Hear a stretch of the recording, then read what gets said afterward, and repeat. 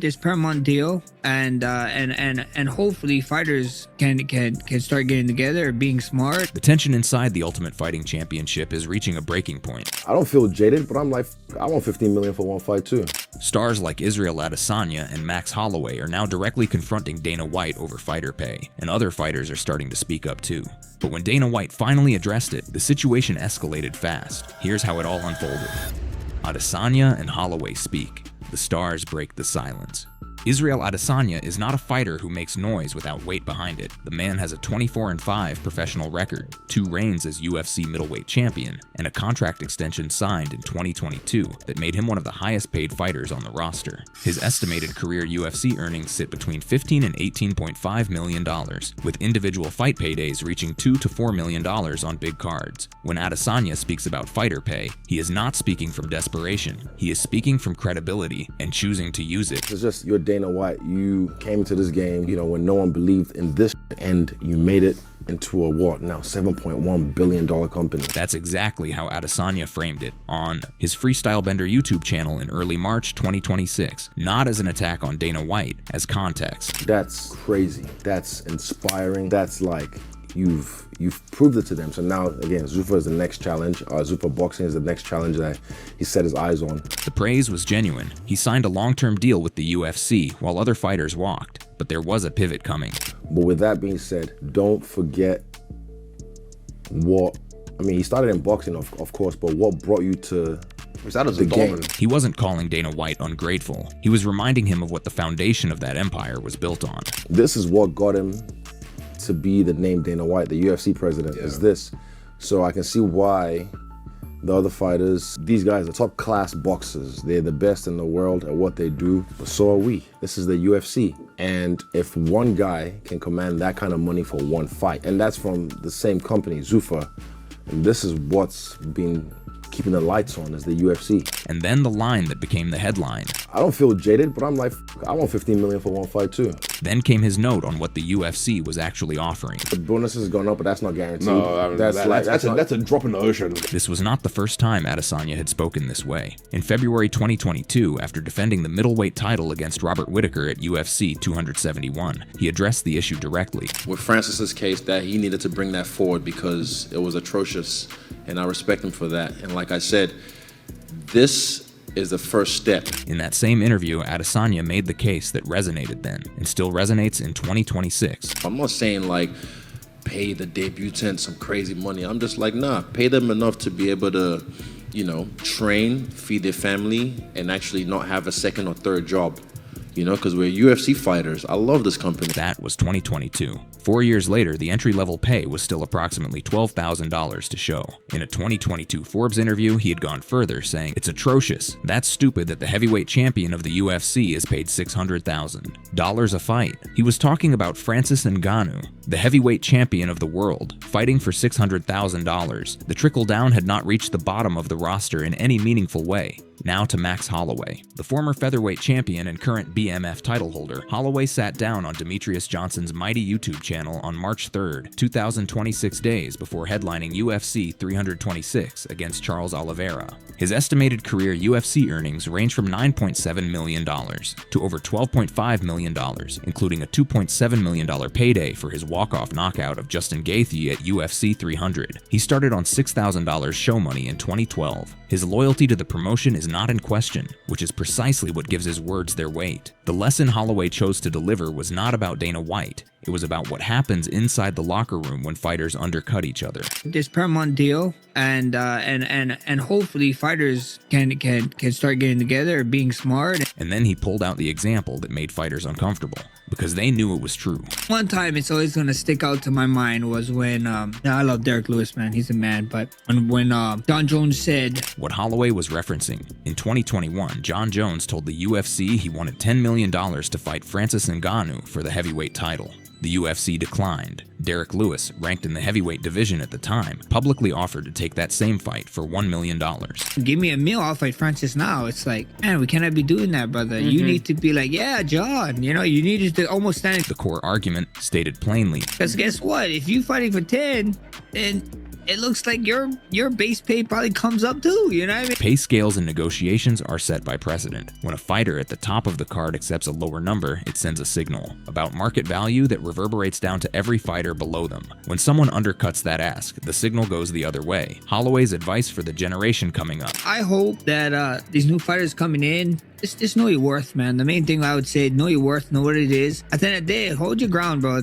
Per MMA, junkies reporting on the full interview, Holloway also said, if the promoter immediately says yes to your ask, you lowballed the out of yourself. You want the hard no, because that means you've actually named your real value. 2 superstars, 1 week. The same conclusion. The structure needed a change. And the first step was fighters stopping working against each other. To understand why that message mattered so much, you need to understand what that structure actually looks like. The $15 million spark, what Conor Benn's deal exposed. The deal that set all of this off had been announced just days before Adesanya and Holloway spoke. In late February 2026, Dana White's new boxing venture, Zuffa Boxing, signed British welterweight Conor Benn to a one-fight deal, reportedly worth $15 million, with some reports placing the upside at $20 million. Benn, the 29-year-old son of British boxing legend Nigel Benn, was set to fight former 2-time junior welterweight world champion Regis Prograis at Tottenham Hotspur Stadium in London on April 11, 2026, on the undercard of Tyson Fury's comeback against Arslanbek Makhmudov. The event was expected to stream on Netflix. For context, Benn's record stood at 24-1 with 14 knockouts, but he had never held a major world title. By the standards of the sport, no world title, fringe welterweight contender, he was not the fighter you would expect to be walking into the most eye-popping payday in the history of undercards. TKO. President and COO Mark Shapiro clarified on earnings calls that the $15 million was not coming from UFC or TKO coffers. It was funded externally through the Saudi-backed SELA entertainment company led by Turki Al-Sheikh, the same entity that has bankrolled several of the largest boxing events in recent years. The UFC budget was untouched, but that distinction landed nowhere inside the locker room. The problem was not the accounting, the problem was the optics. The same man who controls the UFC, the organization that pays fighters $12,000 to show for their debut, had just handed $15 million to a single boxer for a single fight. Under the same Zuffa name, Sean O'Malley, the former UFC bantamweight champion, went public on February 24th, 2026. I've never heard of him. It's crazy how you put in so much work in the UFC. Build this name, create this character, be a star. I'm not making $15 million to fight.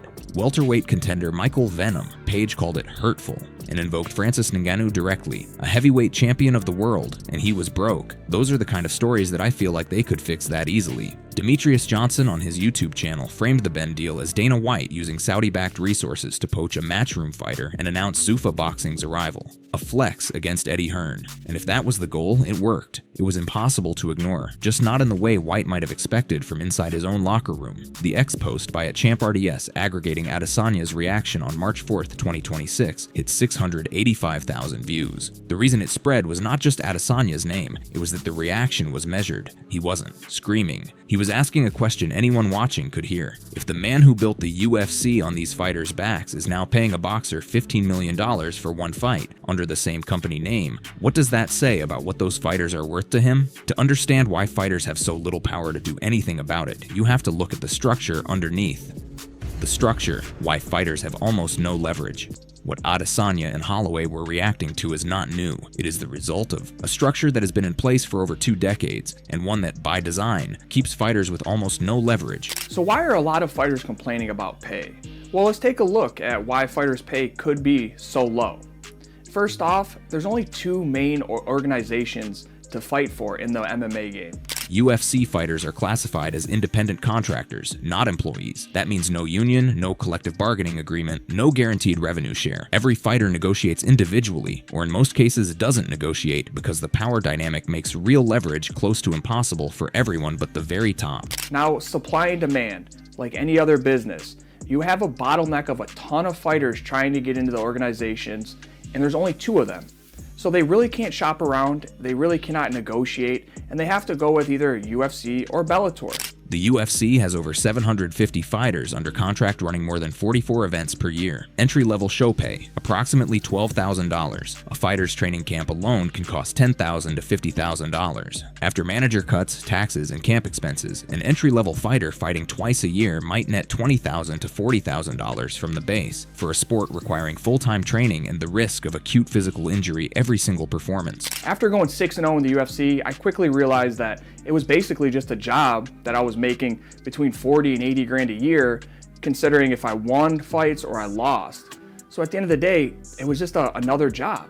According to antitrust court documents from the Le versus Zuffa case, UFC, fighters received roughly 16 to 20% of total promotion revenue. NFL players receive approximately 48 to 50% through collective bargaining. That is not a marginal difference. It is the structural consequence of fighting without union representation. In an article that was released, it stated that the UFC pays their fighters between 12 and 18% of the total revenue. Now, when you compare that to other professional leagues like the NFL or the NHL, they make 40 to 50%. Francis Ngannou described the mechanics of the negotiating process, the part that never makes it into Dana White's press conferences. They pay you whatever they want to pay you. They let you pretend that you're negotiating while you're not negotiating, because either way, you'll stay in the contract. Long-term exclusive deals with renewal options kept fighters locked in for years. Right of first refusal clauses gave the UFC the ability to match any outside offer. John Jones, arguably the greatest fighter in UFC history, spent multiple years in contract disputes resulting in extended inactivity rather than a resolution that reflected his actual value. Most of the guys who are doing the absolute worst are not in a position that they could say publicly, I have a second job. I'm borrowing money from my parents. Right. I know so many fighters that are living in the Jackson's MMA gym because they can't afford to have their own apartment. And they're UFC fighters. That is John Jones. Not regional show fighters, UFC fighters, in the most successful sports promotion in combat sports history, living in a gym because they cannot afford an apartment. The 2015 Reebok uniform deal deepened the problem. Before that, fighters could negotiate personal sponsorships worth $30,000 to $50,000 per fight. When the UFC replaced individual sponsorships with a tiered Reebok deal, those income streams disappeared almost overnight, replaced by structured payments as low as $4,000 per event for fighters with 1 to 3 UFC bouts. For a large portion of the roster, it was a pay cut disguised as standardization. The structure was built for scale, growth, and the promotion's control. And as long as there were 750 fighters willing to take the next contract because the alternative was not competing at the elite level at all, the leverage would stay exactly where it had always been. The fighters who tried to challenge that through legal action found out how slow that process could be. The lawsuit, when fighters took the UFC to court. The complaints weren't just on podcasts. In 2014 and 2015, a group of current and former UFC fighters did something that had never been done in MMA before. They filed a federal antitrust class action lawsuit against the promotion. The case, known as Le versus Zuffa, was filed in the U.S. District Court for the District of Nevada. Plaintiffs included fighters Kung Lei, John Fitch, and Nate Quarry. Their argument under Section 2 of the Sherman Antitrust Act. The UFC had used its dominant market position, controlling approximately 90% of elite MMA revenue in the United States, to suppress fighter wages below what a competitive market would produce. This is monopsony, a single dominant buyer of labor using that dominance to artificially suppress wages. The UFC had not merely grown organically, it had acquired or eliminated its major competitors, Strikeforce in 2011, the WEC, Pride FC, until it controlled the market so completely that fighters had nowhere else to go at the elite level. Unsealed documents from the case confirmed that the UFC had at one point commissioned its own internal study of fighter pay. Economic experts for the plaintiffs estimated total damages in the billions, with fighters receiving roughly 20% or less of revenue, far below what a competitive market would have produced. The case took a decade to resolve. An initial $335 million settlement was rejected by Judge Richard Franklin Boulware II in July 2024 as inadequate. The UFC returned with $375 million plus approximately $6.6 million in interest. Final approval came on February 6, 2025, after attorneys took approximately $126.7 million in fees and costs. Roughly $251 million remained for distribution. The formula, approximately 32.7% of a fighter's total class period compensation plus $14,179 per fight. Anderson Silva received the highest individual payout, approximately $10.33 million, Around 35 fighters received more than $1 million. The median payout was roughly $86,000. The minimum was approximately $15,000 to $16,000. An unprecedented 97% of eligible fighters, roughly 1,100 people, filed claims. 97%. That number alone reflects how broadly the underpayment was felt across the roster, but the settlement covered only the period from December 2010 to June 2017.